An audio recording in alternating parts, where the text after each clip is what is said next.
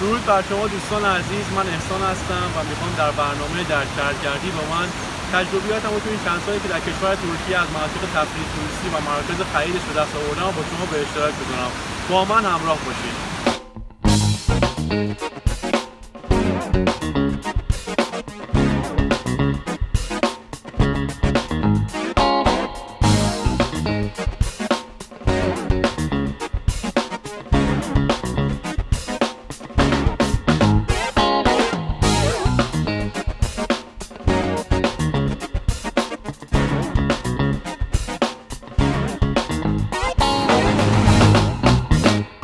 اولین ویدیویی که من برای شما تهیه کردم از جایی که خودم توش زندگی میکنم، شهر آنتالیا و پارک زیبای دودن.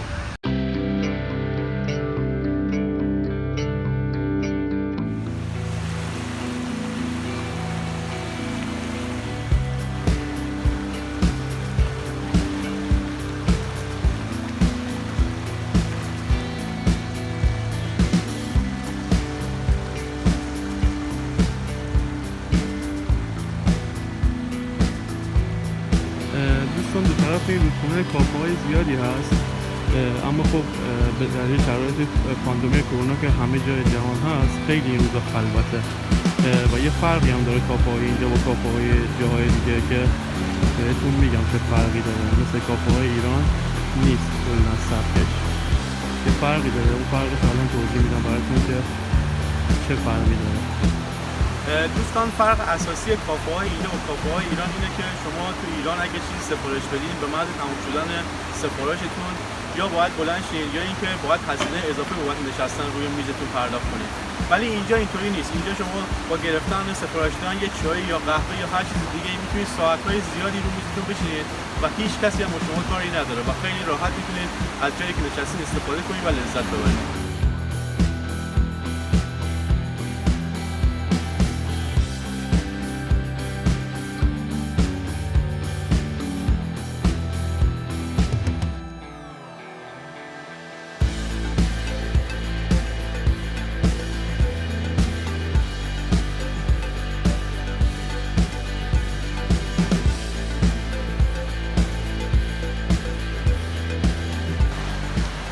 دوستان این رودخونه دودن یه سرمنشأ هستی داره که بیرون از شهر آنتالیاست و در ویدیوهای بعدی از اون سرمنشأ برای شما ویدیو تهیه میکنم که خیلی زیباست، یعنی کلا متفاوته با اینجا.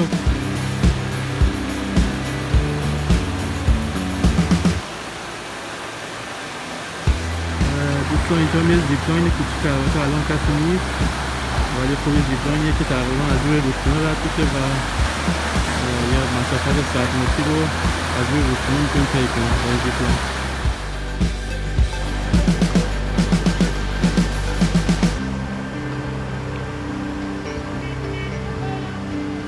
همونطور که میبینید کافه‌های اینجا تقریبا خیلی خلوته. البته اینجا مثل جاهای دیگه شبا خیلی شلوغ میشه، یعنی روزا زیاد و اینکه توریستا باشن که اینجا رو پر کنن، ولی طول روز زیاد مشتری نداره، ولی شبا خیلی مشتریات بیشتره و تقریبا این میزا همه پر میشن.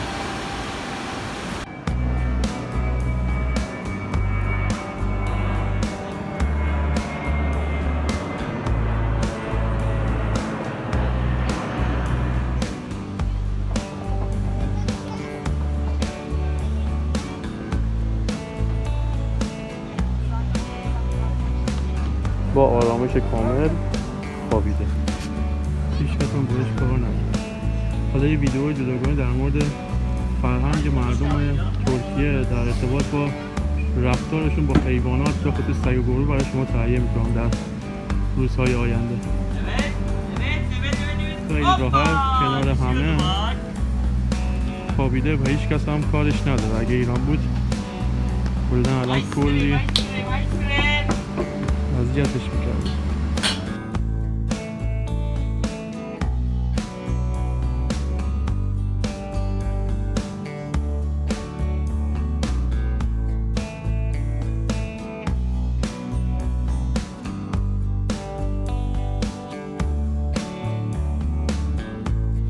این هم یه رنگین کمون زیبا و انتهای رودخونه دوده که به صورت آبشار سرازیر میشه به دریای مدیترانه.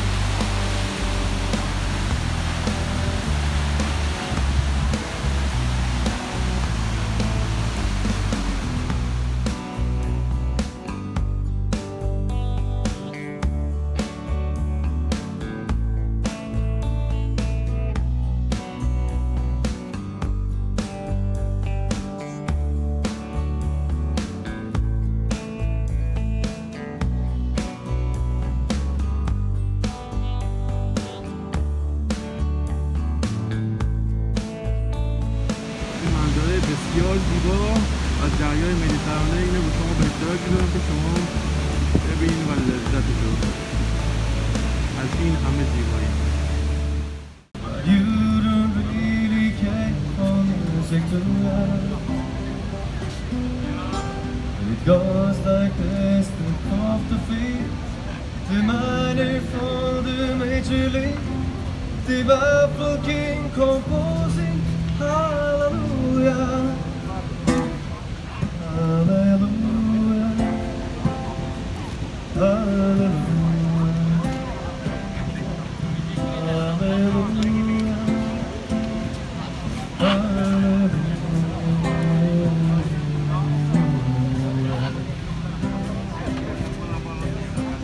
Your faith was strong, but you needed proof. You saw for greatly on beauty and in light of a tribute. She tied you to her kitchen chair. She broke your soul, she cut her hair. Then from your lips she drew the hallelujah. Hallelujah, hallelujah, hallelujah, hallelujah.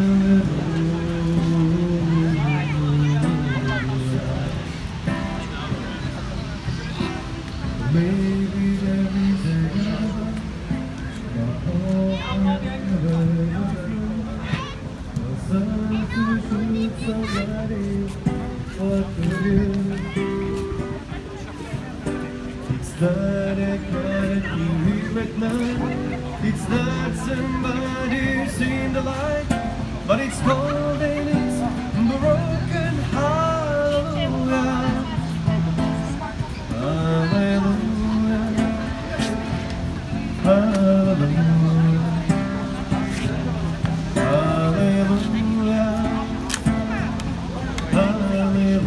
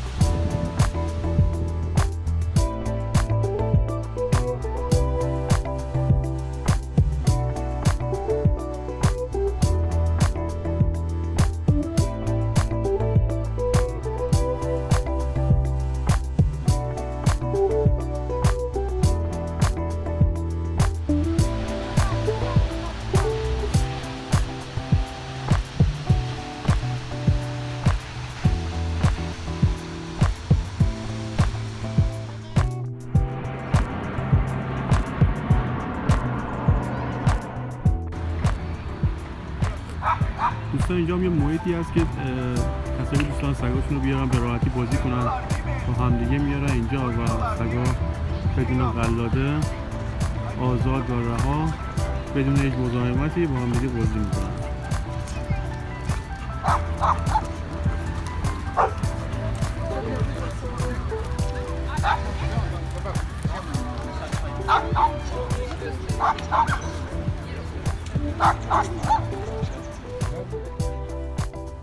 دوستان اولین برنامه شهرگردی با من همینجا به پایان رسید. حتما اگه دوست داشتید ما رو سابسکرایب کنید، لایک کنید، کامنت بذارید، این زنگوله این پایین هم بزنید که به محض اینکه ویدیو جدید برای شما آپلود کردم به شما اطلاع داده بشه. سعی میکنم برای شما 1 یا 2 ویدیو در هفته آپلود کنم از جاهای مختلف شهر آنتالیا و کشور ترکیه. تا برنامه بعدی بدرود.